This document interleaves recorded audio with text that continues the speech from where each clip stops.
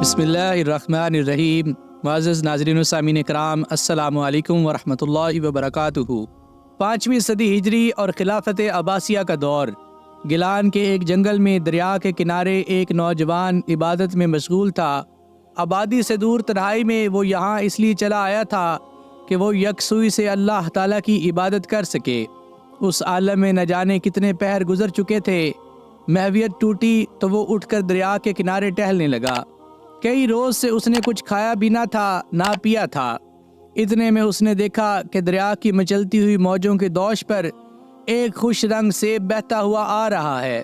نوجوان نے خیال کیا کہ یہ سیب قدرت نے اس کی ضیافت کے لیے بھیجا ہے۔ نوجوان نے ہاتھ بڑھا کر وہ سیب اٹھا لیا اور اس کو بڑے اطمینان سے بیٹھ کر کھانے لگا۔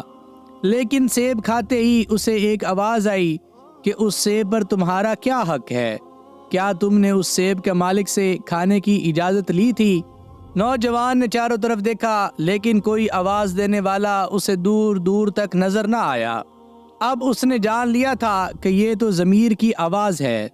ضمیر کی اس آواز نے اسے سخت بے چین کر دیا تھا۔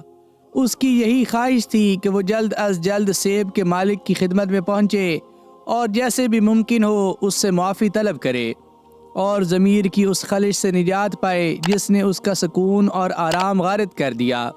یہی سوچتے ہوئے وہ دریا کے کنارے کنارے اس سمت روانہ ہو گیا جس طرف سے وہ سیب بہتا ہوا آیا تھا۔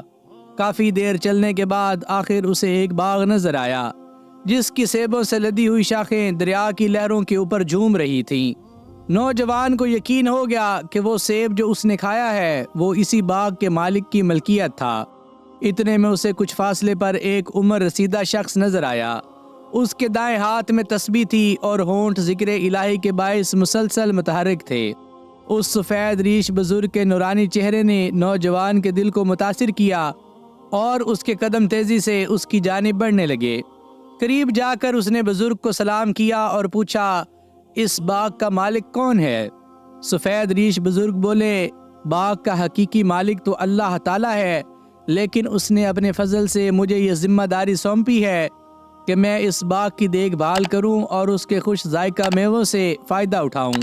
بزرگ کی ان باتوں سے نوجوان سمجھ گیا کہ باغ کا وہ مالک جس کی تلاش میں وہ کئی گھنٹوں سے سرگرداں تھا یہی ہے۔ اس لیے اس نے بغیر کسی تمہید کے کہا، محترم بزرگ، بات دراصل یہ ہے کہ میں نے آپ کے باغ کا ایک سیب آپ کی اجازت کے بغیر کھا لیا ہے۔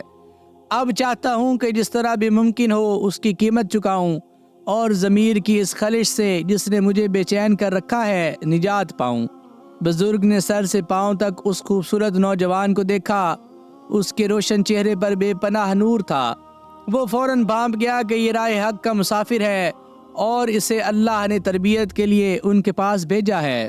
بولے، میاں صاحب زادے، غلطی کی ہے تو سزا کے لیے بھی تیار رہو۔ میں ہر سزا بھگتنے کے لیے تیار ہوں۔ نوجوان نے سر تسلیم خم کرتے ہوئے جواب دیا، اس غلطی کی معافی کے لیے 2 شرطیں ہیں۔ پہلی شرط یہ ہے کہ تم کچھ عرصہ یہاں باغ میں میرے ساتھ رہو اور میری خدمت کرو، اور دوسری شرط، نوجوان کی اس بات پر بزرگ بولے، دوسری شرط پہلی شرط کی تکمیل کے بعد بتاؤں گا۔ ضمیر کی خلش سے نجات پانے کے لیے نوجوان اس بزرگ کی خدمت میں رہنے لگا۔ کئی سال اسی طرح گزر گئے۔ اس دوران بزرگ نے بھی اس نوجوان کی تعلیم و تربیت پر پوری توجہ دی۔ جب خدمت گزاری کے یہ 12 سال گزر چکے تو ایک روز نوجوان نے بزرگ سے واپسی کی اجازت طلب کی۔ بزرگ بولے، تمہیں یاد ہوگا میں نے غلطی کی معافی کے سلسلے میں 2 شرطیں رکھی تھیں۔ تم نے معافی کی پہلی شرط احسن طریقے سے پوری کر دی، لیکن دوسری ابھی باقی ہے۔ آپ فرمائیں، میں اس کے لیے بھی تیار ہوں۔ نوجوان بولا، شاباش، تو سنو۔ دوسری شرط یہ ہے کہ تمہیں میری گونگی، بہری، نابینا، لولی لنگڑی بیٹی سے شادی کرنی ہوگی۔ بزرگ کی یہ شرط سن کر نوجوان سخت حیران و پریشان ہوا۔ وہ گہری سوچ میں گم ہو گیا۔ نفس نے کہا کہ بوڑھے کی بات نہ مانو اور ناحق اپنی زندگی عذاب نہ بناؤ۔ پھر خیال آیا، گزشتہ 12 برسوں میں اس نیک بزرگ نے جس انداز سے مجھے تربیت دی ہے اور نفس کشی کی تعلیم دی ہے، اس کا تقاضا ہے کہ اس کی کسی بات کو رد نہ کیا جائے۔ نوجوان دیر تک اندرونی انکار و تسلیم کی کشمکش میں مبتلا رہا۔ لیکن بالآخر اس نے نظریں بزرگ کے قدموں کی جانب جھکا دیں۔ بزرگ نوجوان کو اپنے گھر لے گئے، خود خطبہ نکاح پڑھا اور دونوں میاں بیوی میں رشتہ ازدواج قائم ہو گیا۔ نوجوان کمرہ عروسے میں داخل ہوا تو دیکھا کہ وہاں ایک نہایت ہی حسین و جمیل لڑکی حیا کی چادر میں لپٹی ہوئی بیٹھی تھی۔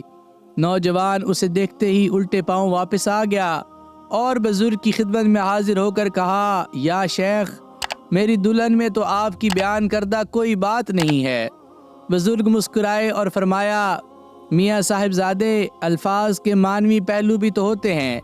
تمہاری یہ دلہن بحری ان معنوں میں ہے کہ اس نے تم سے قبل کسی غیر محرم کی آواز نہیں سنی، اور گنگی ان معنوں میں ہے کہ اس نے آج تک کسی نامحرم سے بات نہیں کی، اور لولی لنگڑی یوں ہے کہ اس نے آج تک کبھی گھر کی چار دیواری سے باہر قدم نہیں رکھا۔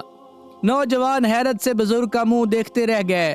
بزرگ نے آگے بڑھ کر ان کی پیشانی پر بوسہ دیتے ہوئے فرمایا، اب تم جب چاہو اپنے گھر واپس جا سکتے ہو، تمہاری بیوی بھی تمہارے ساتھ جائے گی، یہ باغ بھی اب تمہاری ملکیت ہے۔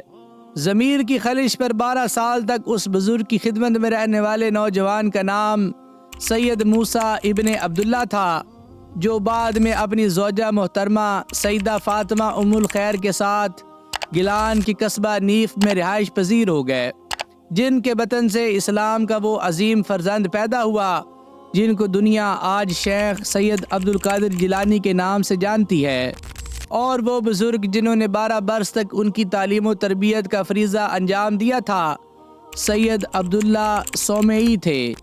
ان سب پر اللہ تعالیٰ کی رحمت نازل ہوں، آمین یا رب العالمین۔ معزز ناظرین و سامعین کرام، میں امید کرتا ہوں کہ آپ کو شیخ عبد القادر جیلانی رحمۃ اللہ علیہ کے والد محترم کا یہ واقعہ ضرور پسند آیا ہوگا۔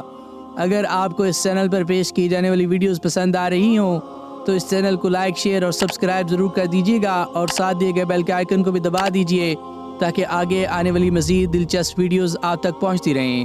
مجھے اپنی دعاؤں میں یاد رکھیے گا۔ جزاک اللہ۔